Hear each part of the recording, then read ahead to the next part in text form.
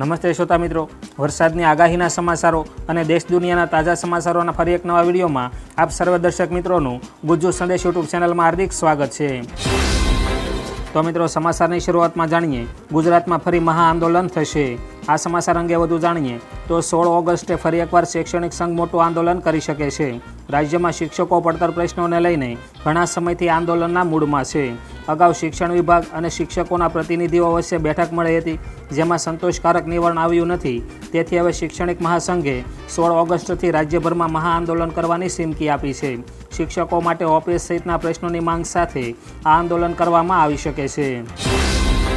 ત્યાર પછીના મહત્વના સમાચાર જોઈએ તો 15 ઓગસ્ટને લઈને ગુપ્તચર એજન્સીઓએ એલર્ટ જાહેર કર્યું। આ અંગે વધુ જાણીએ તો જેમ જેમ સ્વતંત્રતા દિવસ નજીક આવી રહ્યો છે તેમ તેમ દેશભરમાં સુરક્ષા વ્યવસ્થા સઘન બનાવવામાં આવી છે। દેશભરમાં હાલ સ્વતંત્રતા દિવસની ઉજવણીની તૈયારીઓ જોરશોરથી ચાલી રહી છે। તે દરમિયાન સૂત્રો પાસેથી સમાચાર આવી રહ્યા છે કે આતંકવાદીઓ માનવ બોમ્બના રૂપમાં હુમલો કરી શકે છે। આ ખતરાને જોતા ગુપ્તચર એજન્સીઓએ એલર્ટ જાહેર કર્યું છે। ત્યારબાદ જાણીએ મિત્રો, રાજ્યમાં મેઘરાજાનું જોર ઘટ્યું। આ અંગે જાણીએ તો ગુજરાતમાં મેઘરાજાનું જોર ઘટ્યું છે।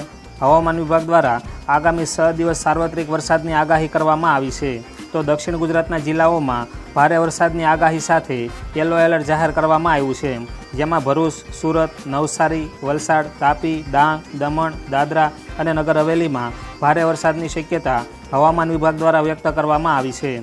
તેમજ રાજ્યના 182 તાલુકામાં વરસાદ પડ્યો છે, જેમાં સૌથી વધુ નવસારીમાં વરસાદ પડ્યો છે।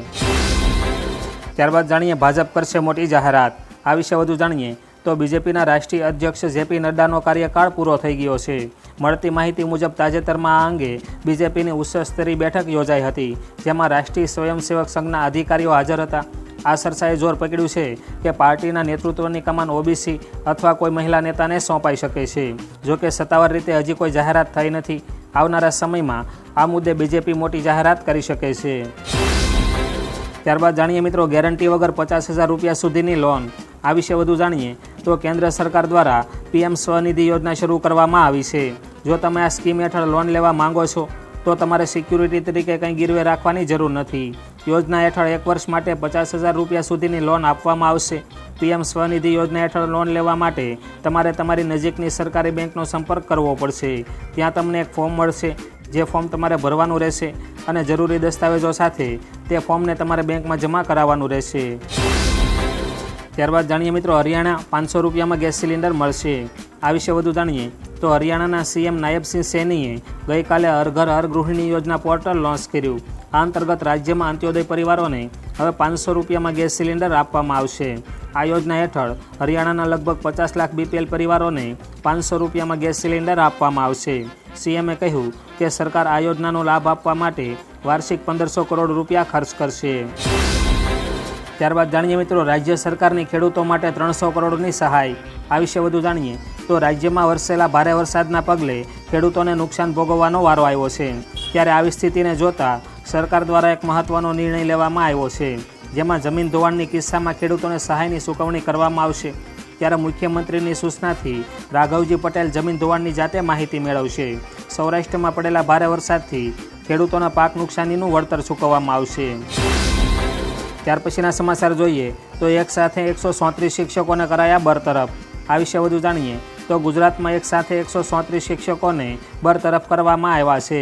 ગેરહાજર રહેનારા શિક્ષકો વિરુદ્ધ કાર્યવાહી કરવામાં આવી છે। શિક્ષણ વિભાગને મળેલી માહિતીના આધારે આ નિર્ણય કરવામાં આવ્યો છે, જેમાં 3 શિક્ષકો સામે પોલીસ કેસની કાર્યવાહી કરવામાં આવી છે, જેમાં આણંદ, કચ્છ અને રાજકોટના એક શિક્ષક સામે પોલીસ કેસ કરવામાં આવ્યો છે। ઉલ્લેખનીય છે કે કેટલાય દિવસોથી શાળાઓમાં ગેરહાજર રહેતા શિક્ષકોને લઈને સમાચાર સામે આવી રહ્યા હતા। ત્યારબાદ જાણીએ મિત્રો, મઘા નક્ષત્રમાં અતિભારે વરસાદની આગાહી વિશે। તો મિત્રો, વરસાદની ગતિવિધિમાં વધારો જોવા મળી રહ્યો છે। હવામાન નિષ્ણાતો દ્વારા પણ વરસાદની આગાહી કરવામાં આવી રહી છે। ત્યારે અંબાલાલ પટેલ દ્વારા પણ ભારેથી અતિભારે વરસાદની આગાહી કરવામાં આવી છે। જો કે 16 ઓગસ્ટથી મઘા નક્ષત્ર બેસવાનું છે।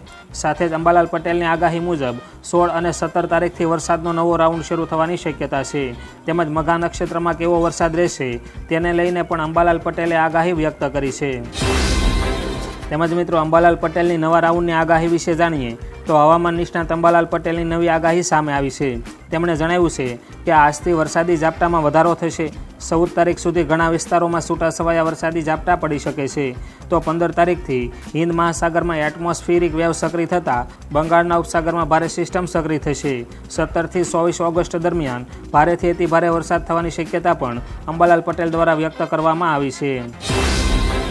તેમજ મિત્રો અંબાલાલ પટેલની આગાહી અનુસાર કયા કયા વિસ્તારોમાં પડશે વરસાદી ઝાપટા, આ વિશે વધુ જાણીએ તો અંબાલાલ પટેલના જણાવ્યા અનુસાર જૂનાગઢ, અમરેલી, દ્વારકા તથા પોરબંદરમાં ભારે વરસાદી ઝાપટાની શક્યતા રહેલી છે. તો જામનગર, રાજકોટ, ખંભાળિયા, મોરબી અને સુરેન્દ્રનગરના કેટલાક ભાગોમાં વરસાદ પડવાની શક્યતા અંબાલાલ પટેલ દ્વારા વ્યક્ત કરવામાં આવી છે. તો વડોદરા, પાદરા, આણંદ, બોડેલી અને કરજણમાં પણ ભારે વરસાદની આગાહી કરવામાં આવી છે. છોટાઉદેપુર તથા પંચમહાલના ભાગોમાં ભારે વરસાદી ઝાપટા પડી શકે છે. તેમજ અરવલ્લી, સાબરકાંઠા તથા બનાસકાંઠામાં ભારે વરસાદની શક્યતા રહેલી છે. તેમજ મિત્રો અંબાલાલ પટેલની આગાહી અનુસાર મઘા નક્ષત્ર બેસતા ભારે વરસાદી રાઉન્ડ શરૂ થશે. આ વિશે વધુ જાણીએ તો અંબાલાલ પટેલે કહ્યું કે આગામી 14 ઓગસ્ટ સુધી રાજ્યમાં વરસાદી ઝાપટા પડી શકે છે.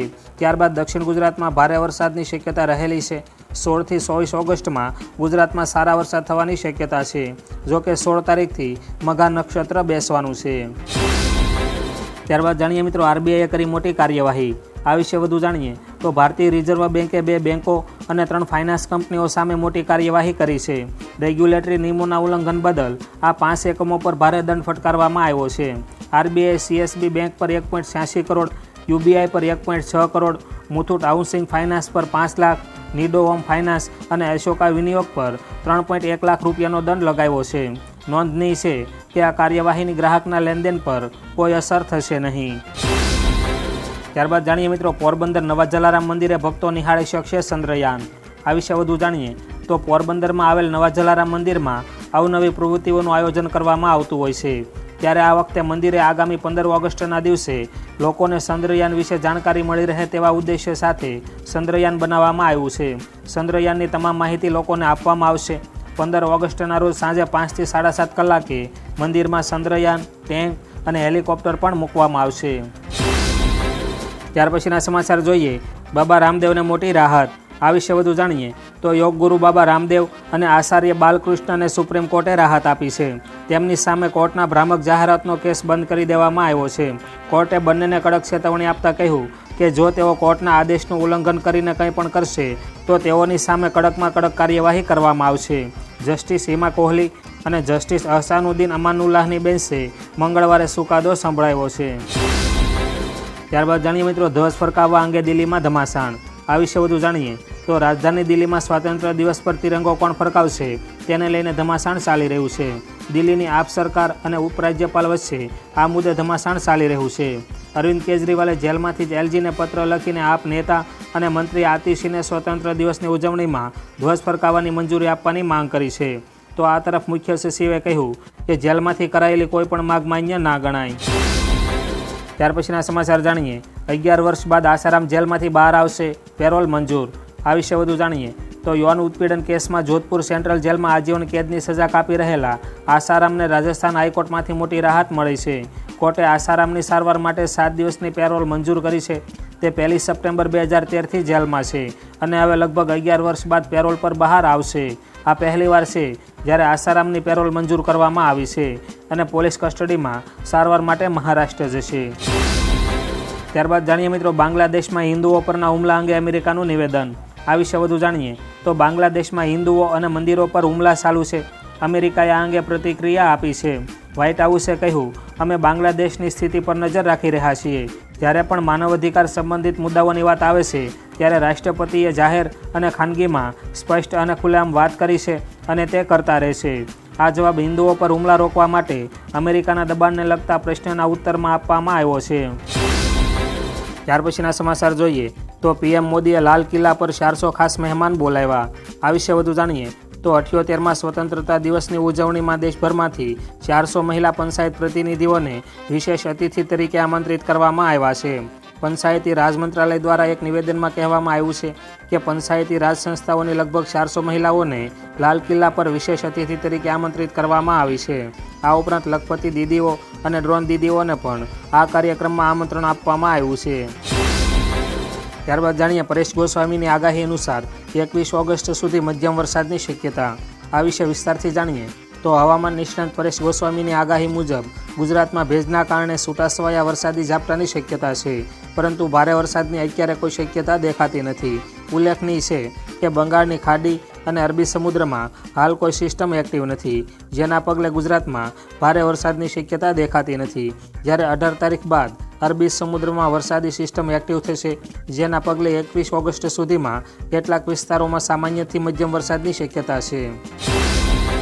તેમજ મિત્રો પરેશ ગોસ્વામીની આગાહી અનુસાર 22 થી 30 તારીખમાં ભારેથી અતિભારે વરસાદની આગાહી.